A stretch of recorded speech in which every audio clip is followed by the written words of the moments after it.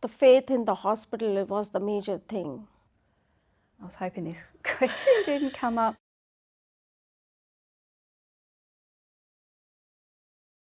Handing your child over for surgery is a source of very mixed emotions for me. You're really surrendering them to a process that you have completely no input into. There's a purpose behind this threatening procedure, or there's a purpose behind the discomfort that you're going through.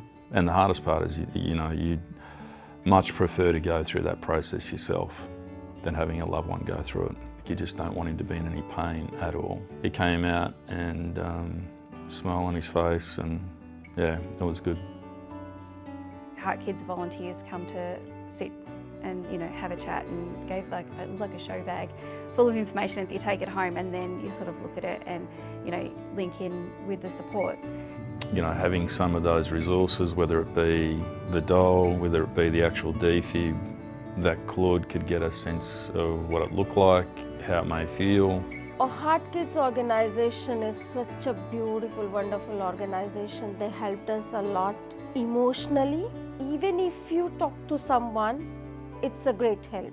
You need the support. You need the support network. HeartKids. Knowing you had the HeartKids morning teas, they were probably the happiest memories on ward, weren't they? You looked forward to it. It was something to look forward to. You couldn't relate to anyone at home because no one was going through the same thing, but when you're at hospital... Because they understood. You didn't have to explain, did you? It was lovely. You could laugh about the most saddest things because you knew where each other was coming from.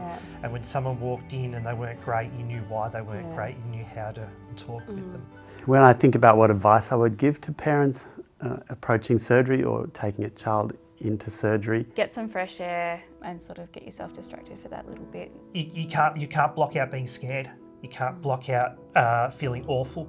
You can't make yourself feel happy, but trust the surgeons, trust the doctors. Have a really good conversation with your paediatric cardiologist first. Pack your bag really well for the hospital to stay.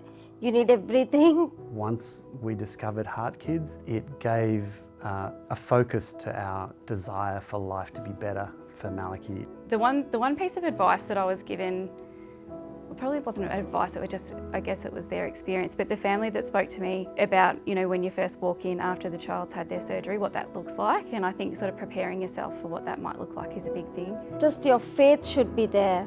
That's the major thing I should believe. Just take 1 hour at a time, 1 day at a time.